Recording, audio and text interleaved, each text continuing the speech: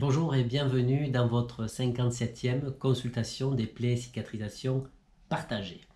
Cette semaine, 2 cas cliniques, 2 plaies post-traumatiques, une au niveau du mollet, l'autre au niveau du coude, avec des complications infectieuses après une prise en charge en urgence. Je vous souhaite un bon visionnage de la 57e CPECP. Je vois en consultation un jeune patient, plaie post-traumatique du mollet, suturé aux urgences, traumatisme direct pénétrant, avec actuellement béance des berges, écoulement purulent. J'ai pratiqué un prélèvement ainsi que l'ablation des points. Après lavage de la plaie, je vais mettre en place une mèche d'algostérile très humidifiée avec du chlorure de sodium. La mèche est tournée en hélice sur elle-même afin d'obtenir une torsade de mèche.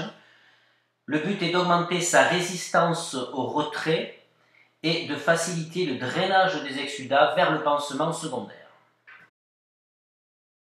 La mèche est déposée et non pas bourrée au fond de cette zone cavitaire afin d'assurer le drainage des exsudats. L'algostérile restant sera déposé à la surface de la plaie pour augmenter le drainage des exsudats vers le pansement secondaire qui sera super absorbant.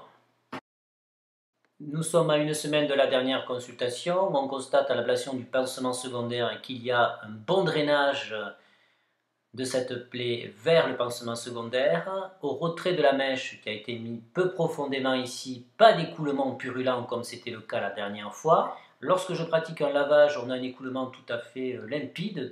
Je lui represcris la mise en place de mèches d'alginate déposées au fond de la plaie, recouvert par un pansement super absorbant avec un protocole de soins quotidien.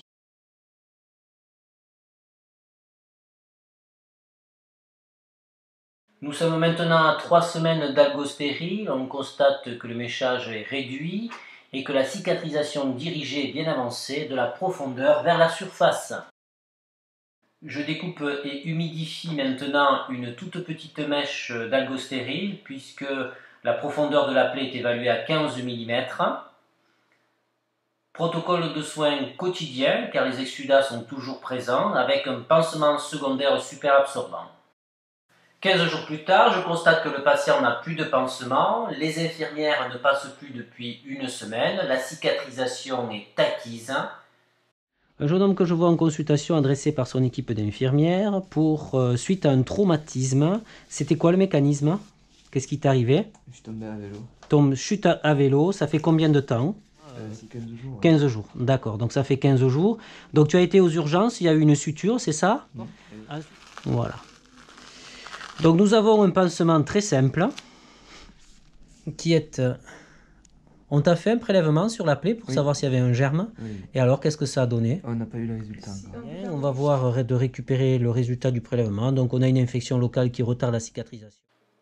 Je pratique l'ablation des 2 points et lui prescris un protocole de soins quotidien avec mise en place d'une pommade à base de sulfadiazine argentique pour avoir une action locale bactéricide associée à une interface grasse. Et on le met comme ça. Tu as l'étanchéité et tu gardes la mobilité, tu vois. Ouais. Voilà. Je revois le patient en consultation pour cette plaie post-traumatique au niveau de l'avant-bras, au niveau du coude, qui a complètement cicatrisé. Donc elle a cicatrisé en combien de temps après? Une quinzaine de jours? Oui, à peu près. 15 jours, hein? Ouais. Ok. La cicatrisation est acquise, mais on a une plaie qui est extrêmement fragile et une peau qui est située en zone de frottement qu'il va falloir protéger. Donc je te montre comment tu vas gérer la chose. Donc, tu le mets comme ceci. Voilà, pendant la journée et pendant la nuit. D'accord? L'objectif, pendant la nuit, tu te frottes ou quoi? C'est le pansement qui s'en va. Tu vois? Ouais. C'est le pansement qui s'en va et c'est pas ta peau néoformée.